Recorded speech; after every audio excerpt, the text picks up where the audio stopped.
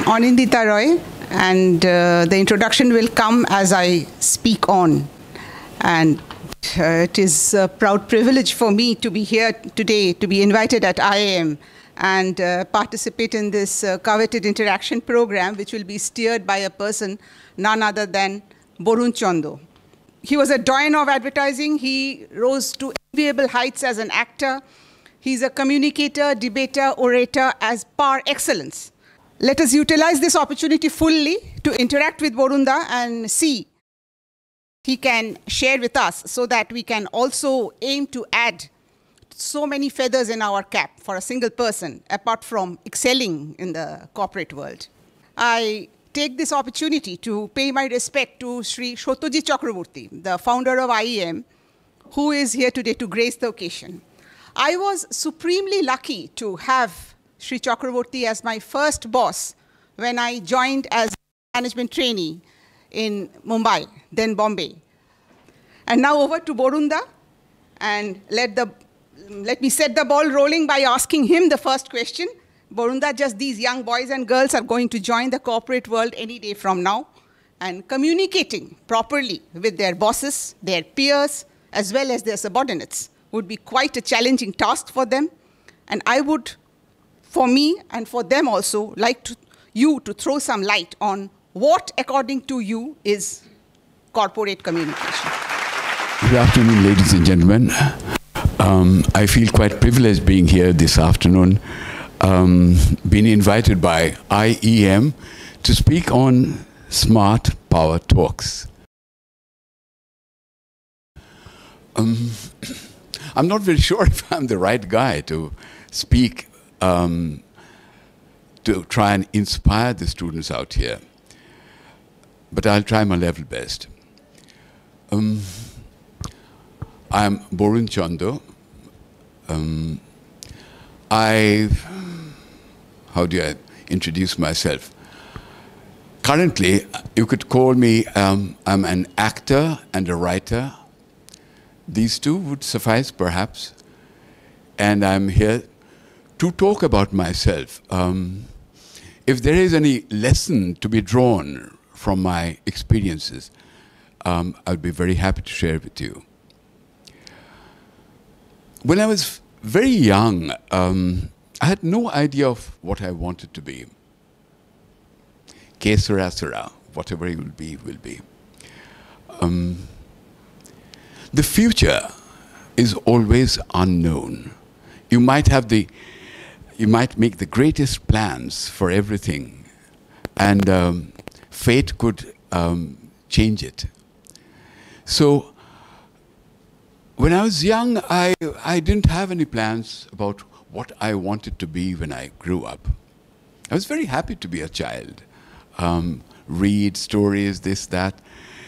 And after I did my high school, my father said, you should join the army.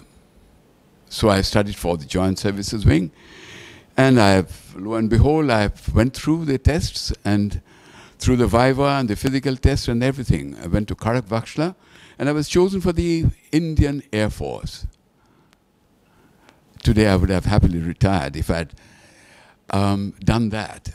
By a strange twist of fate, I got my appointment letter to join the services in Bangalore, and I was struck with pleurisy. It took some time to recover, and after recovering, I applied again, and they said, you can try from the scratch. I didn't feel quite up to it. So that put an end to my fledgling Army Air Force career. No more mustache. And then I joined college. I was an art student. Did my graduation with English honors.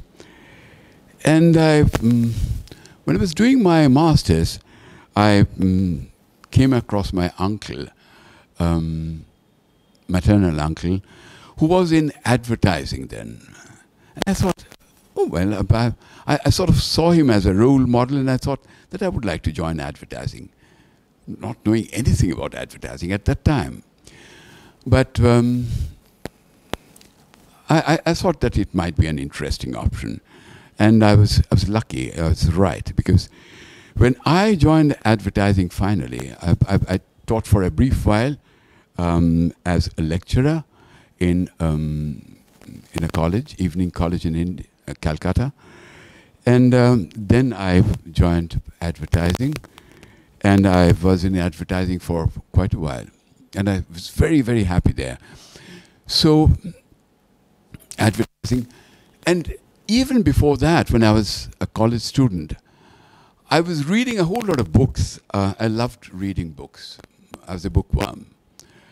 And a few of them were related to films. I've read the script, the screenplay of La Dolce Vita, and I would read Eugene Ionesco's plays and that kind of stuff. And so also I wanted to be in acting, but not necessarily in acting, maybe direction, maybe screenplays, writing, and all that. I was quite fascinated. So those were, you know, in my mind, but nothing crystallized, nothing crystallized. And then the agency I was working in, ad agency, we had Satyajit Ray as a director, though he was not an active director. He was a kind of sleeping director. He would just sign the documents that came to him.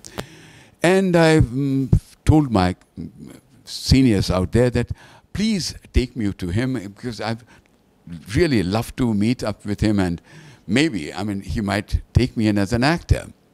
All of them said, oh, you just go over there and tell him that you are from this agency and he will talk to you. I didn't feel quite confident, so I went to a youth magazine called JS, Junior Statesman. I believe it was the first youth magazine printed or published in India at that time. And the guy who headed that publishing, that magazine, was a person called Desmond Doig, a writer, fantastic illustrator. And I went up to him and said that I wish to go and interview Mr. Ray on behalf of your magazine. He said, go ahead. So now I had a proper alibi, an excuse for going up to meet him. And I did that, and the rest is history.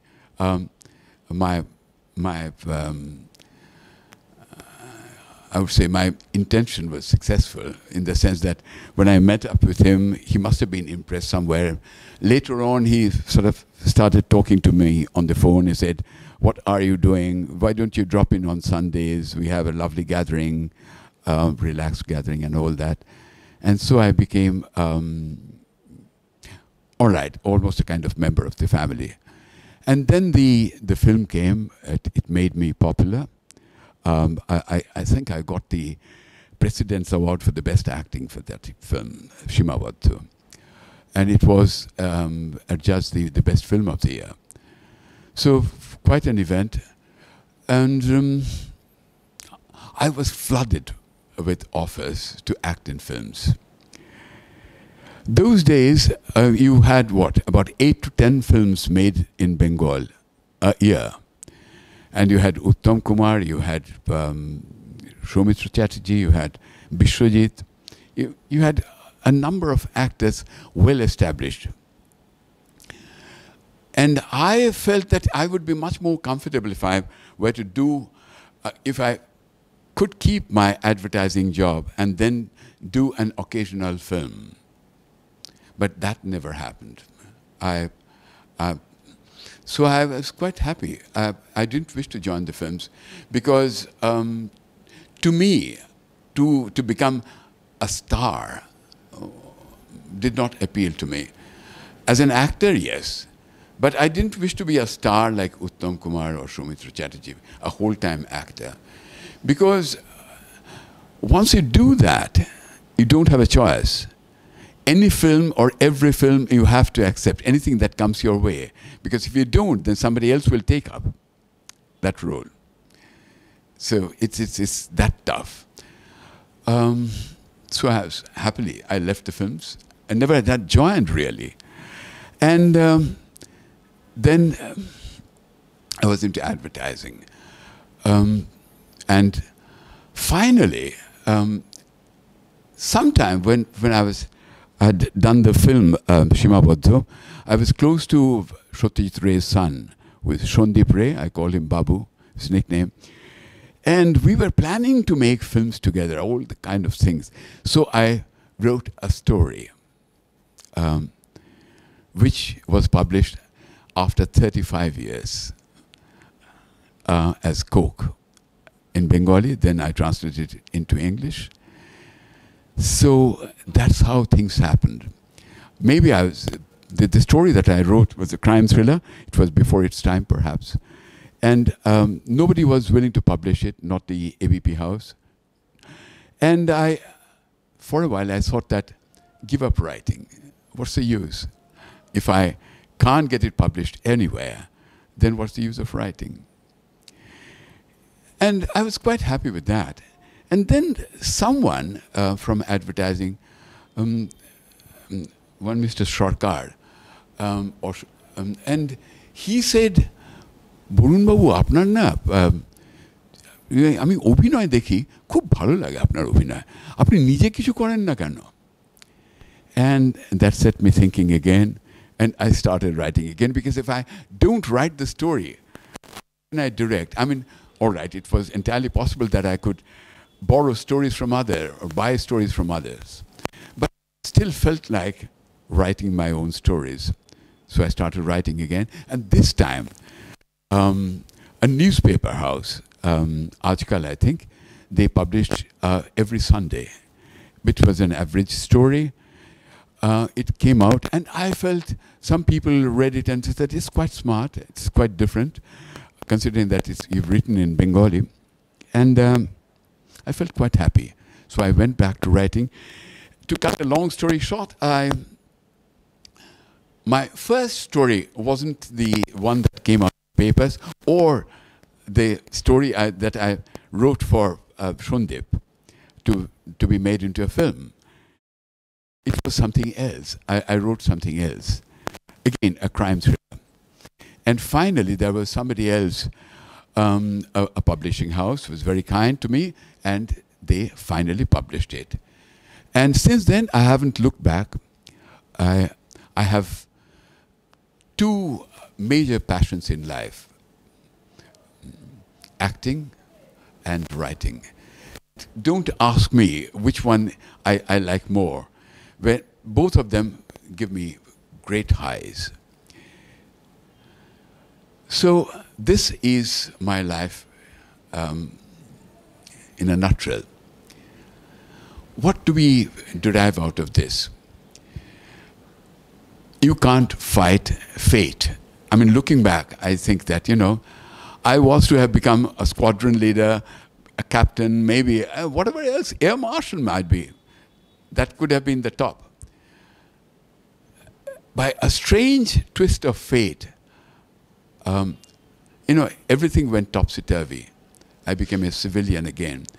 So if I have anything to say and sort of learn from my own life, it's useless fighting with fate. It's not necessary.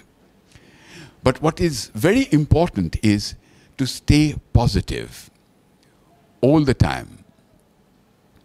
I am past 70 now, and I fervently believe you me when I say this, the best is yet to come for me.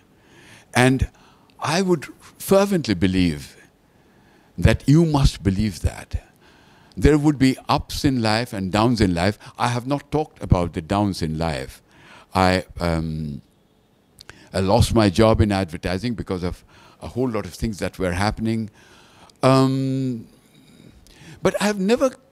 they've never really mattered. I thought it was very good training ground. I left my home. I had a tiff with my father. He was a bit of a tyrant. And one day I just left home and I though I did come home later on, but I did my university struggles, let's say from 19 onwards. My mom she was a school teacher. She used to send me 50 or 60 rupees per month from her tuition fees. And I used to study in Jadavpur. I did my MAs, Masters. I was doing tuitions, and that's how I survived. I've eaten in Pice hotels for months. And people talk about that, I have gone through struggles, this, that. And if I were to talk about my struggles, they would run away perhaps. But I have never felt that those were tough times. I always felt that if I can survive on 60 rupees a month, nothing can put me down. It's as simple as that. Today, I'm sure you can't survive on 60 rupees, but I did. And that time, yes. So that, I think, is a fantastic training for me. Toughen up, toughen up. Because this life can be tough, can be tough. And if you are not tough, you will fall. And you start whining, you start complaining. Don't.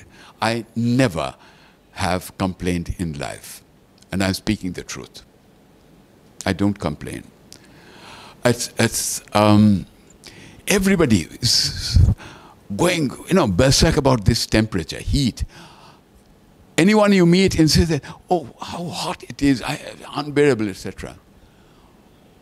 What's the use? What's the use of complaining? I mean, does that lighten your burden? Does it become less hot? I studied in Deoghar. The temperature used to hit 112, 114 degrees Fahrenheit, not Celsius. Very hot, very hot.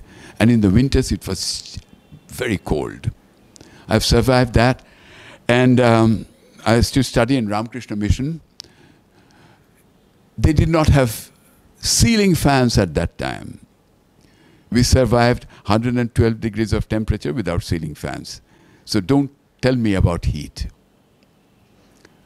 I'm insulated against heat. I'm insulated against winter. That's my training. So that is the thing that I've learned in life. Don't complain, don't whine, and stay positive, stay positive.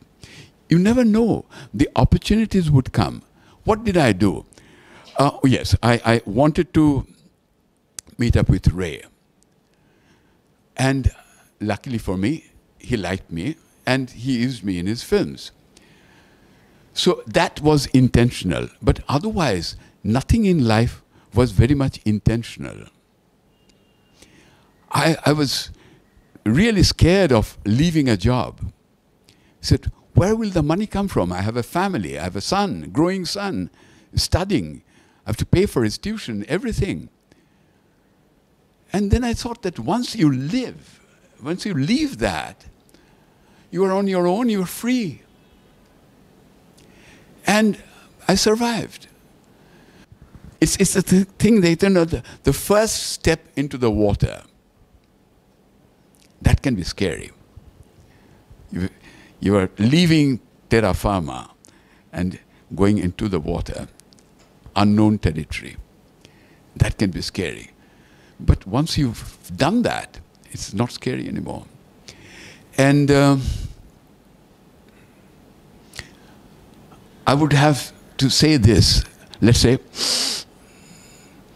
when you go and join work, it's not necessary today, because you have fantastic openings. It is not necessary that you have to join a company. You can set up your own business. You can set up your own thing. You can join an NGO. You can do public service instead of taking up a job like that. Certain lessons in life. Money is important because you want to have living comfort. You don't want to live in penury, in abject poverty. Nobody does. Having done that, money ceased to be an incentive. It was never an incentive for me.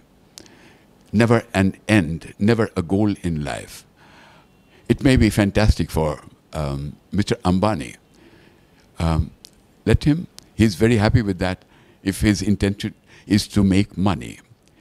My intention, I live for something else. I live for recognition. I live for fame. That makes me happy, not money. There are certain other things which can make you happy. That is thinking of others. রবি ঠাকুরের একটা কবিতা রয়েছে, কার মনে আছে গান একটা, আপন হতে বাইরে দাঁড়া, আমার পুরো লাইনটা এক্ষুনি মনে হচ্ছে না। এনিওয়ান? আপন হতে বাহির হয়ে বাইরে দাঁড়া। So the universe is outside. You cannot all your life think only of yourself. If you think of others, that would give you genuine pleasure. Quote unquote, feel good factor. Feel good factor doesn't come from money. It comes from doing good things for others, not for yourself. Thank you very much.